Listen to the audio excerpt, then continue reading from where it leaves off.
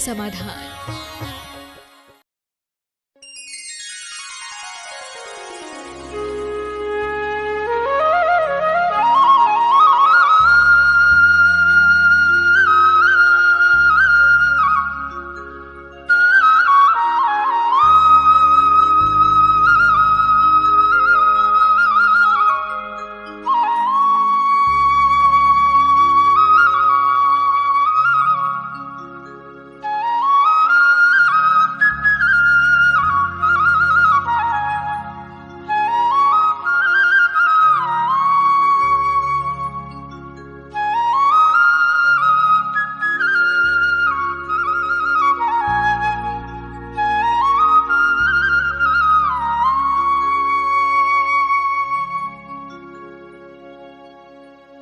शाम को आप लोग स्वाध्याय करते हैं, उसके उपरांत में जो चर्चा करते हैं सब दिन भर का, उसके अंदर में खम्मो जो शब्द का इस्तेमाल होता है वो क्यों किया जाता है और उसका अर्थ क्या होता है? ओम नमः शिवाय। बहुत अच्छी बात है। देखिए, जब भी हम प्रतिक्रमण करते हैं, अंचलिका पढ़ते हैं, भक्तियों में भी अंचलिका होती है, प्रतिक्रमण में भी अंचलिका होती है, तो उस समय एक भावना भाते हैं, इच्छा भी बनते हैं। हे भगवान, मैं इच्छा कर रहा हूँ। किसकी इच्छा कर रहा हूँ? तो जिसकी भी मुझे इच्छा करना है, नमस्कार करते हुए, हे स्वामी, अच्छे में, पूज्य में, बंदा में, नमस्वामी, मैं आपकी अर्चना कर रहा हूँ, पूजा करता हूँ, वंदना कर रहा हूँ, नमस्कार कर रहा हूँ। क्यों कर रहा हूँ? उसका लक्ष्य बता दिया कि अर्चना, पूजन, वंदना क्यों कर रहा हूँ, प्रतिक्रमण भी मैं क्यों कर रहा हूँ, मैं साधना क्यों कर रहा हूँ। तो उसका कारण बतला दिया कि भगवान दुख खो, मैं दुखों के क्षय के लिए कर रहा हूँ। किसके लिए? मेरे दुखों का क्षय हो। और दुखों का क्षय कब होगा? कम्मक हो, जब कर्मों का क्षय होगा। कर्म रहेंगे तो दुख आएंगे, इसलिए कह दिया कम्मक हो, मेरे कर्मों का क्षय हो। हम भगवान के दर्शन करते हैं तो उस समय भी बोलना चाहिए, भगवान मेरे कर्मों का क्षय हो। ये भावना है। ये क्या है? भावना है। सुगति गमन हो, समाधि मरण हो, और जिनेंद्र भगवान के गुणों की संपत्ति प्राप्त हो। कौन सी? गुण रूपी संपत्ति प्राप्त हो। इसका नाम भावना है और ये भक्ति की भाषा है। इसमें विशुद्ध परिणाम करके कर्म क्षय होते हैं, पाप क्षय होते हैं। इसलिए साधु प्रत्येक क्रिया में ये बोलता है और श्रावक को भी बोलना चाहिए। भारत क्षेत्र से बाहर में साधु होते हैं? भारत क्षेत्र के बाहर भी साधु होते हैं कि नहीं? हाँ, होते हैं। बहुत अच्छी बात है। भारत क्षेत्र में आप देखिएगा, अभी अरे आई एम स्टूडेंट। 15 कर्म भूमियाँ होते हैं। कितनी होते हैं? 2.5 द्वीप में 15 कर्म भूमियाँ हैं और 15 कर्म भूमियों में साधु होते हैं, निरंतर होते हैं। वहाँ पर भी साधु होते हैं। जैसे यहाँ है, 5 भरत क्षेत्र होते हैं, 5 ऐरावत क्षेत्र होते हैं और 5 विदेह क्षेत्र होते हैं। इनमें बराबर परमेष्टि हुआ करते हैं। जैसे आज भरत क्षेत्र में यहाँ पंचम काल में प्रवर्तमान है, ऐसे ऐरावत क्षेत्र में भी वहाँ पंचम काल है, वहाँ भी शायद परमेष्टि है। जम्बू द्वीप के में है, ऐसी धाप के खंड के द्वीप में है, ऐसे ही पुष्करार द्वीप में है। अब विदेह क्षेत्र में वहाँ पर हमेशा ही चौथा काल रहता है, एक विशेषता है। तो वहाँ पर तो बराबर परमेष्टि हो रहे हैं, साधु भी हैं, आचार्य भी, उपाध्याय भी हैं, और केवल ज्ञान भी हो रहा है। तो अरहंत परमेष्टि, साक्षात समोषण भी लगा हुआ है और निरंतर वहाँ से सिद्ध हो रहे हैं। तो बराबर पाए जाते हैं। हम लोग को ही कैसे एहसास होगा? पता चले शास्त्र में लिखा है वो तो है, हाँ, हम लोग को एहसास तो ऐसा कुछ होता नहीं।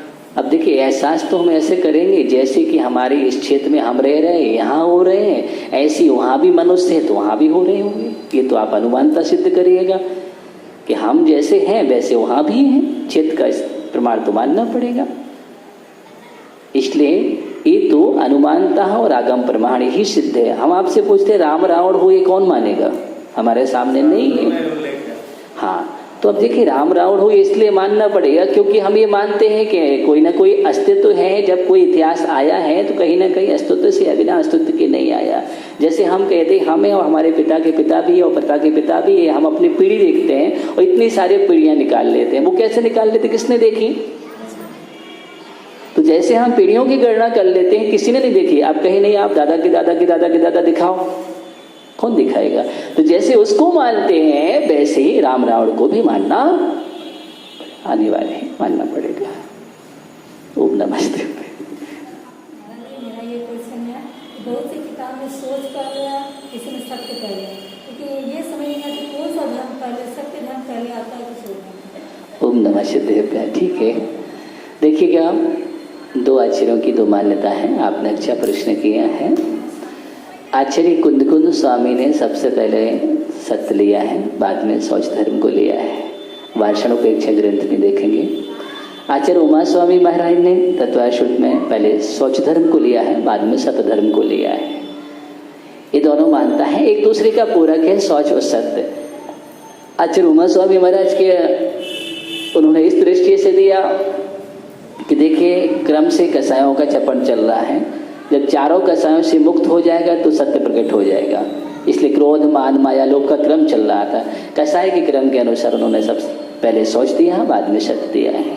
आचार्य कुंदकुंद स्वामी महाराज का ये भाव कि उन्होंने पहले सत्य दिया, बाद में सोच दिया। अगर तुम्हारे जीवन में सत्यता होगी तभी पवित्रता होगी।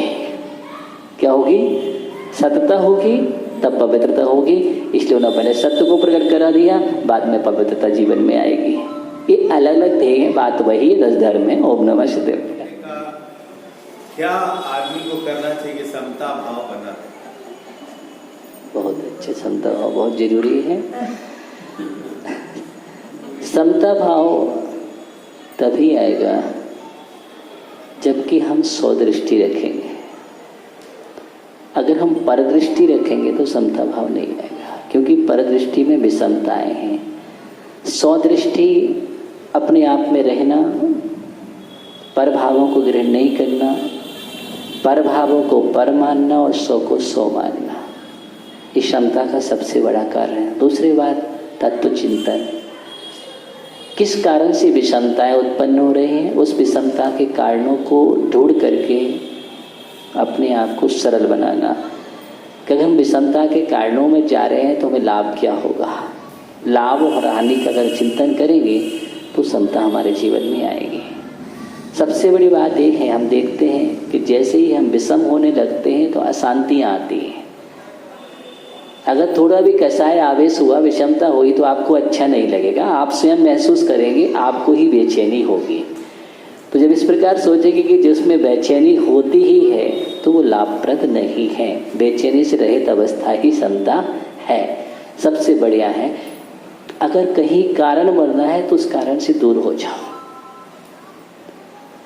अथवा कोई कारण उपस्थित हो रहा है तो चेंज कर दो, समय बदल दो, विषय बदल दो, स्थान बदल दो, मौन धारण कर लो, और इसके बाद हम चिंतन में जाएंगे तो समाधान हमारा हो जाएगा।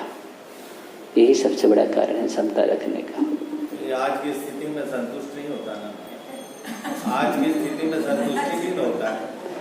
समता भाव हम तो रख लेंगे लेकिन सामने वाला संतुष्ट नहीं होता। ओम नमः। अपने प्रतिकार खोजता है। सामने वाले के अगर आधार से हम समता धारण कर रहे हैं तो इसका मतलब हमारी समता ही नहीं है, पर निमित्तिक हो गई समता। ध्यान देना, पर निमित्त पराधीन समता नहीं है, समता स्वाधीन है। समता स्वाधीन है तो हमें स्वाधीन ही होना पड़ेगा। हाँ, पर क्या कर रहा है उसको हम छोड़ दीजिएगा, हम क्या कर सकते हैं ये अपना ध्यान रखेगा। अन्यथा साधु पुरुष भी फिर मुश्किल हो जाएगा, साधना भी मुश्किल हो जाएगी। अगर हम सोचे सामने पर डिपेंड हो जाएंगे तो अशांति अशांति कारण बन जाएंगे, बराबर बनेंगे। तो इसलिए समता शब्द पर निमित्तिक नहीं है, स्वनिमित्तिक है, उसी का नाम समता है। ओम नमः।